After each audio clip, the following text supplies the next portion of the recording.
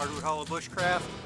As I mentioned in the preview, we're going to cut down a few trees here. This video I'm going to start with the smaller one you see behind me. It's about 1 foot in diameter. This is the one I'm going to do old school using axes. I'm going to be starting off with both a small hand axe. This is based on the European style, like your Grand Fours, Brooks and whatnot. Not sure the exact maker. I found this laying in the middle of the road with a busted handle. So I've since rehandled it, used it a lot. And then a large felling axe. Has approximately a 36-inch handle. Again, not sure the maker on this one. I've had this for a very, very long time. This axe is easily 40 plus years old. And I've cut a lot of trees with it until I got it into a point where I could afford chainsaws. And then I've been cutting mostly chainsaws, but I'm going to go ahead and demonstrate how to fell a little bit larger tree than what you normally see in most of the bushcraft videos using an axe. Other things that might be employed might be a sledgehammer and a wedge. I'm going to step right over here and grab one so you can see.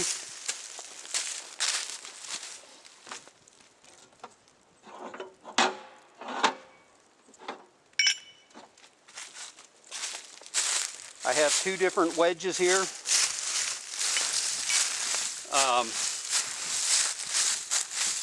This is an antique splitting wedge, like you would use for splitting planks, splitting for making fencing, that sort of thing.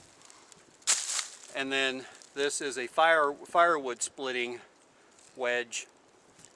You can see it's much thicker, designed specifically for splitting firewood, and 3-pound sledgehammer. So let's go over here.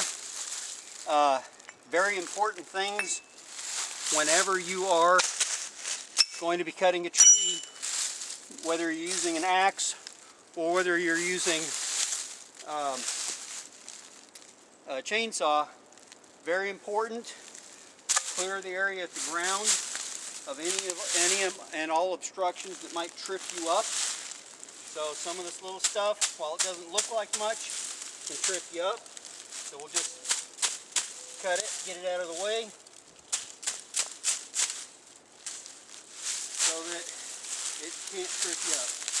Branches like this, we'll go ahead and take those right off.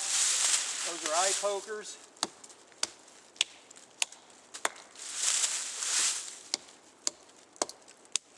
You want those out of the way. You're looking for rocks, anything at the ground that might trip us up. We don't want that either. Let's go ahead and get all these cleared out of here.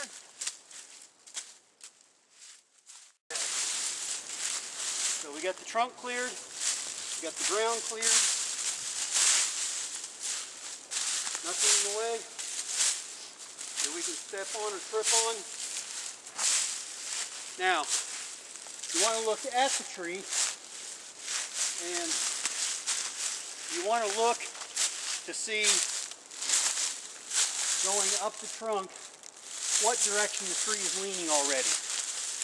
Now at the top of this tree, it's actually leaning towards a tree right over here that's about the same size. But I want this tree to go that way. So despite the fact that there's more weight on this side, if I wedge it right, I should be able to get the tree to go right where I want it to, because it's a smaller tree. Now, as I get going on here, I'm not in the best shape of my life. I haven't used an axe to cut a tree down in quite some time. Once I refurbished this one, I did a test tree and I cut down about an 8-inch pine tree that was dead and very dry, and it chopped through it in about 7 minutes. So speaking might get a little bit more difficult for me as I go along. Always remember, wear your eye protection. It's up to you, but you can also wear gloves. The handle on this axe is a little bit smooth.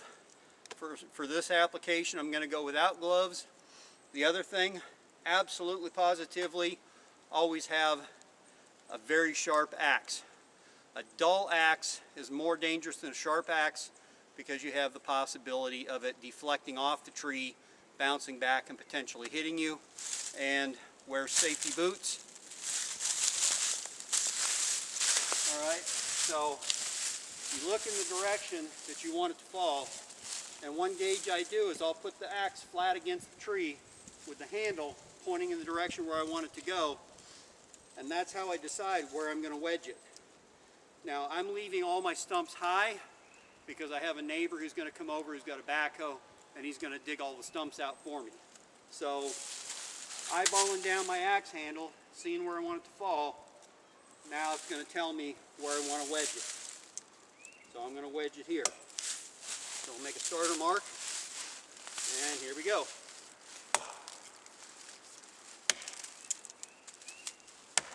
Now as you're chopping, you're going to want to do angled strokes downwards first.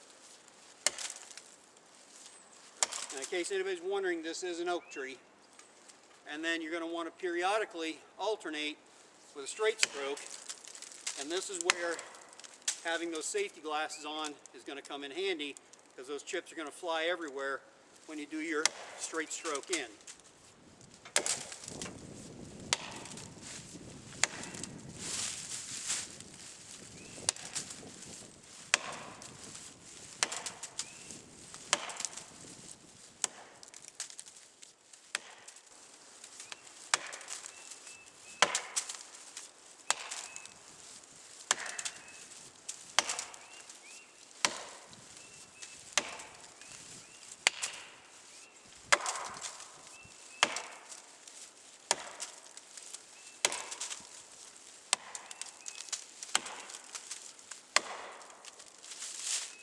Now if you notice what I'm doing when I do my swing is every time I swing, I'm sliding my hand up to the head of the axe.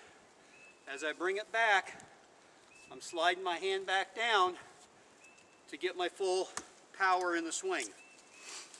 So it's up and back in, up and back in.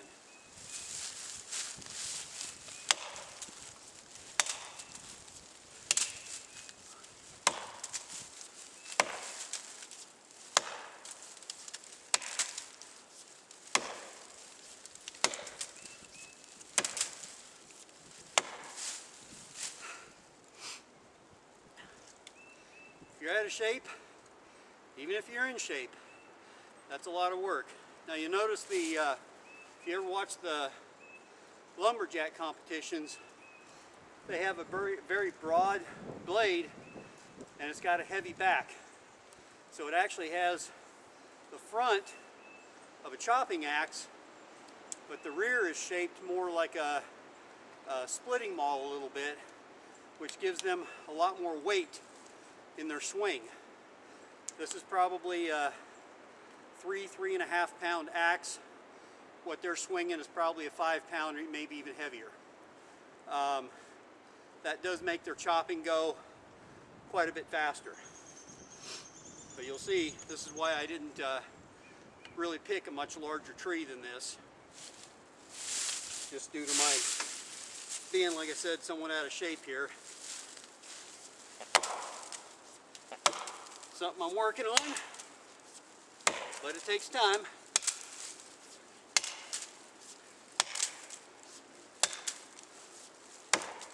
I've come down a few pounds. I was up to 230, and I'm currently down in the 223 range. Believe it or not, mostly just portion control. Haven't really changed what I'm eating much. Just change my portion, and I've of course, increase my activity, especially now that springtime is here and it's getting warmer out.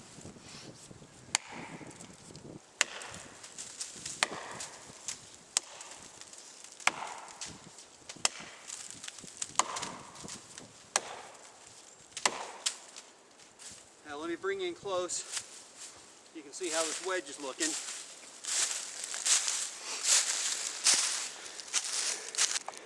Real quick, I want to point out, I just did a no-no, and that is I walked in front of the tree where the wedge is, caught myself too late. When you're walking around a tree that's been cut on at all, you always want to walk behind it, preferably giving it a wide berth just in case it should fall and or kick back. Oftentimes when you cut through a tree on the back after you've wedged it, it'll do what they call a widowmaker, and that's when either the tree will split and half of it will kick back, and that part that's still stuck acts like a spring and pushes the trunk back, the stump back, or it'll just slip down and kick back. For that reason, when I cut on the back side, I actually, where a lot of guys cut straight in, I cut in at an angle for the simple fact that as much of that angle as I can cut in at, it works better with a chainsaw, I will give you that. But by cutting at that angle, it creates a step that the trunk has to get over if it wants to widowmaker back. And in most cases, it'll hit that little angle and just fall forward in the direction you want it. So here's what the wedge is looking like. So you can see I've got my angle going in and then my straight right here. That's what's going to create the angle where I want it to fall. And you can see in line with where I want it to go is straight ahead, and there's basically no obstructions there. No big trees there for it to hang up on. Any little tree it hits there, it's going to fall right through, and I'm not worried about those little trees there. A couple of them are dead anyway. So that's where we're at. We got our wedge going. Get down here so you can kind of see it from the side. And I'll give you a little bit of a close-up of my axe blade. It is very worn, so the corners are kind of turned down. Quality axes, this is a fairly quality axe, not a real expensive one, but it's a fairly decent quality axe. And the end of the metal out here is actually, it was forged with a strengthening piece in here. So this out here is essentially a knife grade steel, where this back here is a softer carbon type steel, but not high carbon. So this part back here is easier to forge, and then they'll heat treat the tip. And because it was in really bad shape, it had been a long time since I used it, I went ahead and touched the edge up initially with my angle grinder on both sides, touching it up, getting rid of any of the nicks and burrs that might be in the edge, and then I finished it off with a file. Alright, I'm going to set this camera back on the tripod, and we'll get going from there.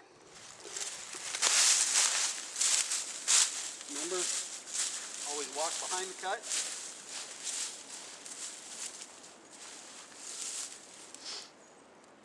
Got to take that in just a couple of more inches. So what I'm going to do is I'm going to open my wedge up here, because I have to get that cut back for when I make my straight swings here to take that material out. These cuts are what's actually doing the cutting. These cuts are doing the clean out. Alright, here we go.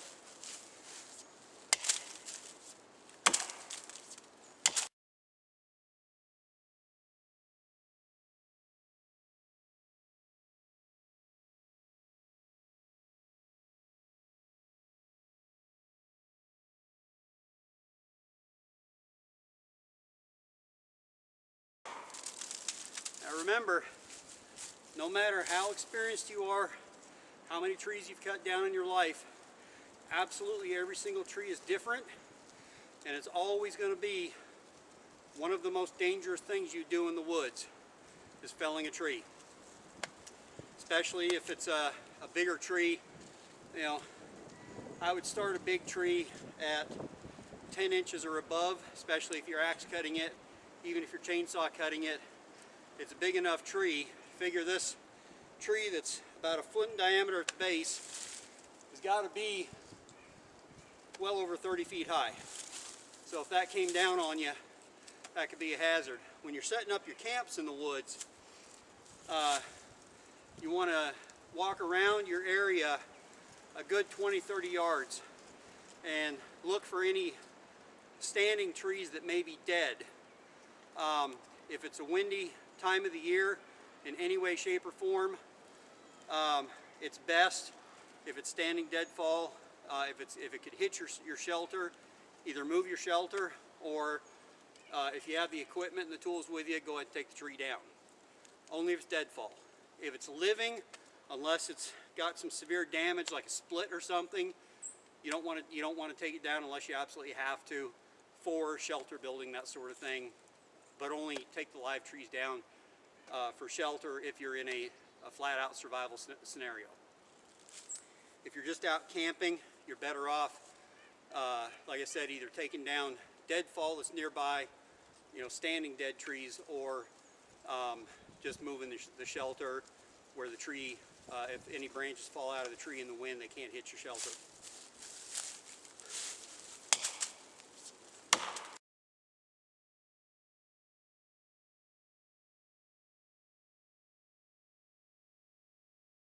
Okay, now I've hit the core here.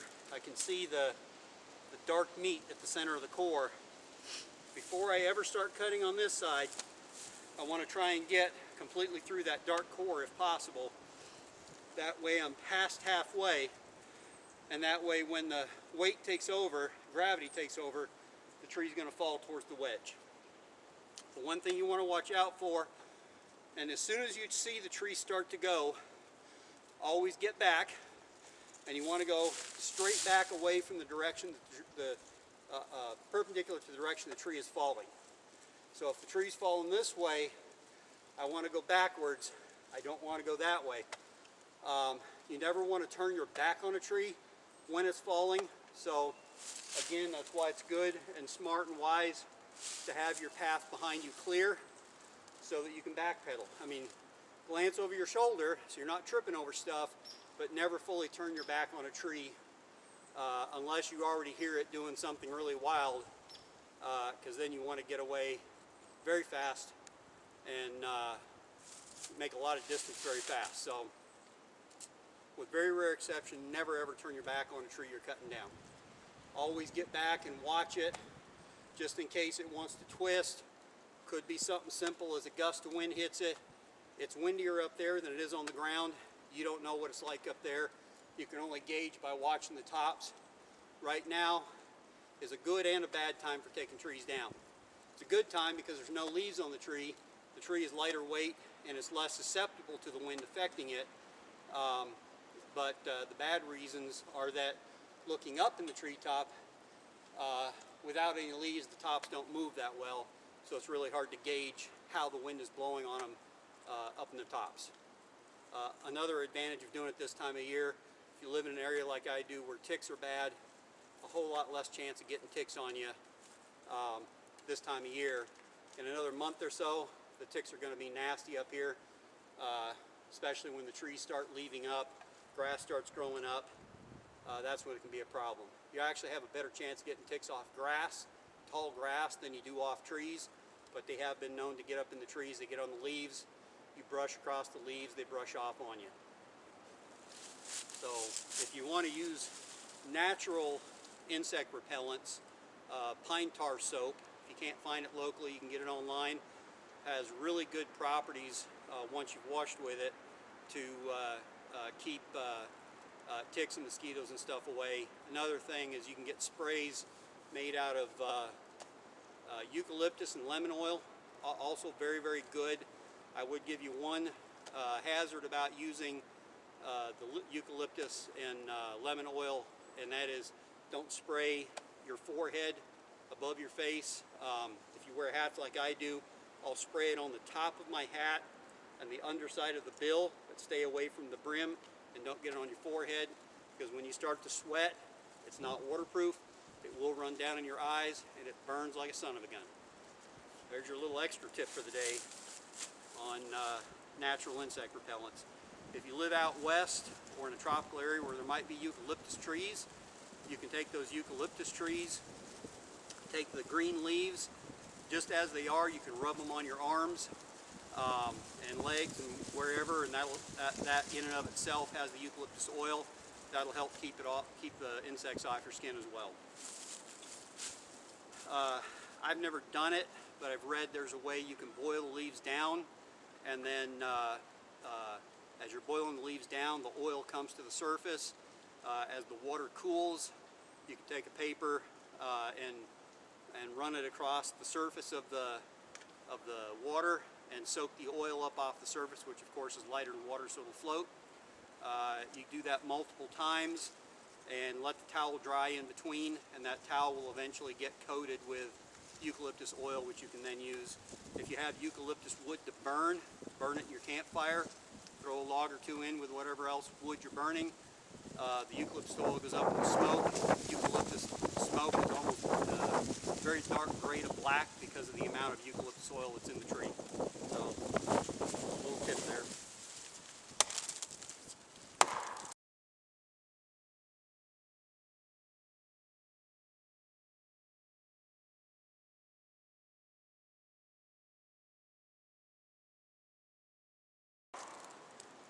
So, periodically, I like to stop, check my cut, realign my axe with it, make sure I'm wedging it where I want it to go.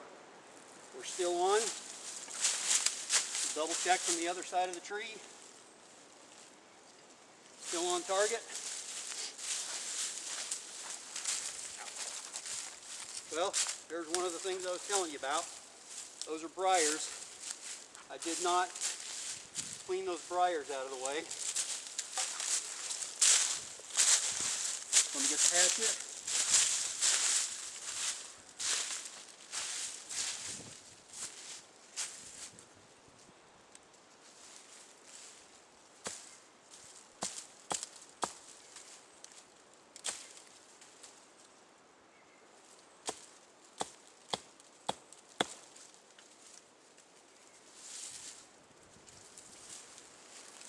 There we go.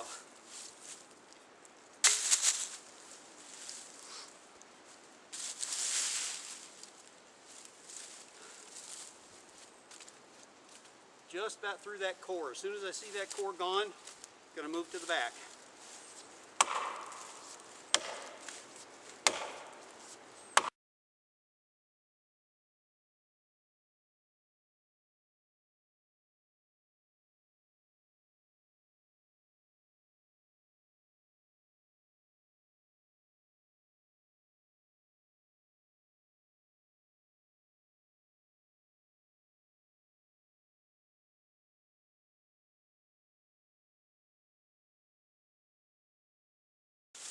Alright, I'm not ambidextrous, but I need to take a little meat out of the corner.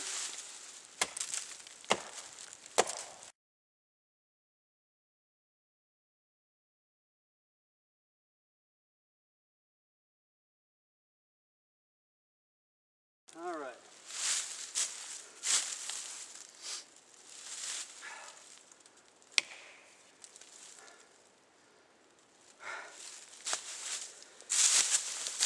Take a second to catch my breath here and get a drink, and then we'll attack that backside right there. I'm going to zoom in a little closer for that, and then when I get close to the final cut, I'll go ahead and zoom out so you can see it actually go down.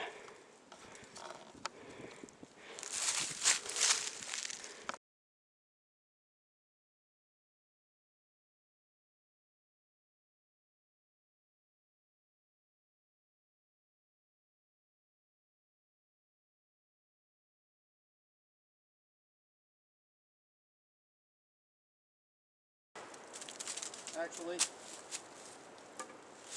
dawned on me, I'm standing right in front of the tree. Y'all can't see what I'm doing, so let me reset the camera. All right, here we go.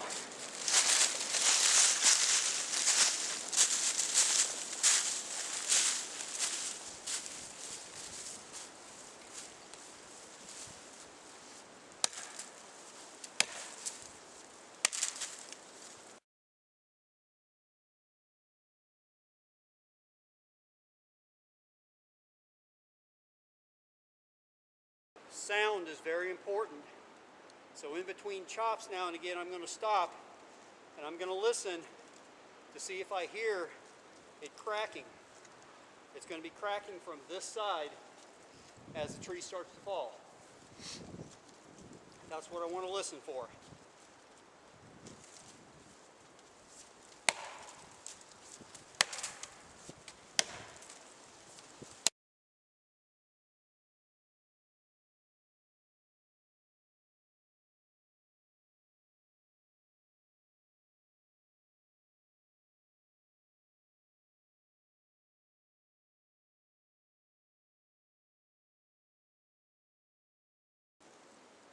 All right.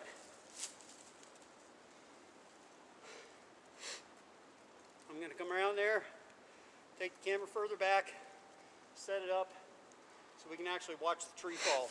All right.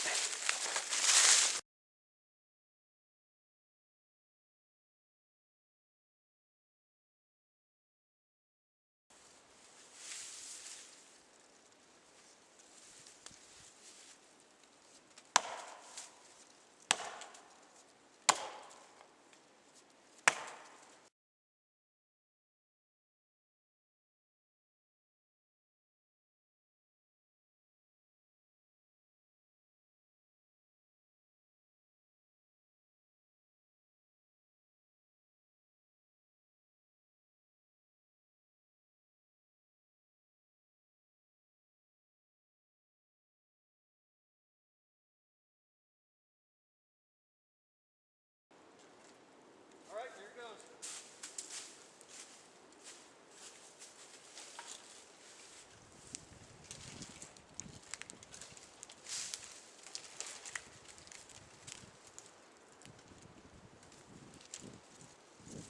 Well, okay. It's still cracking, but two trees on either side caught just a tiny bit of it. So I'm going to come in here and give it a good crack in the middle. Hopefully that'll be enough to let her go. Just barely hung up.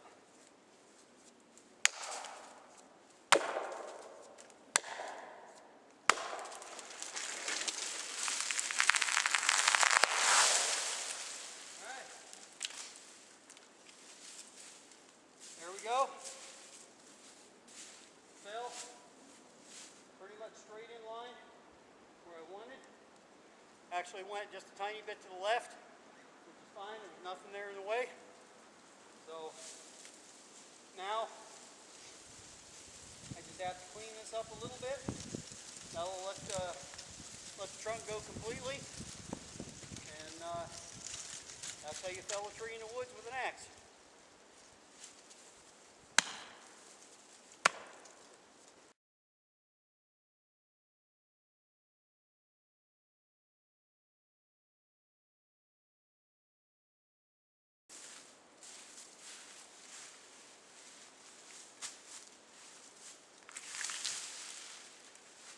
There you go.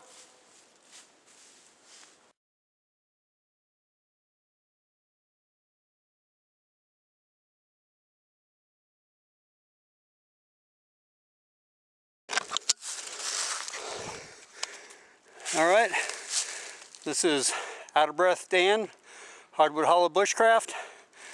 Let's take a quick walk over.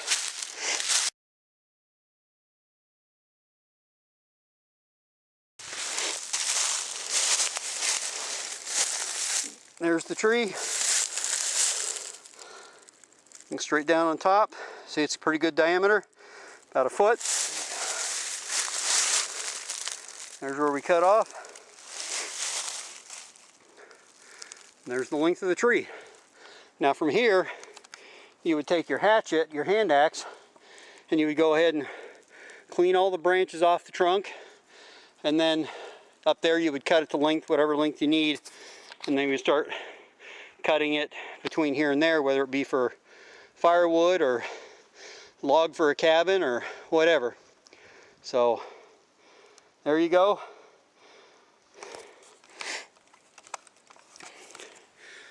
This is Dan, Hardwood Hollow Bushcraft and Tactical, and that's the first installment of felling a tree safely, in this case with an axe.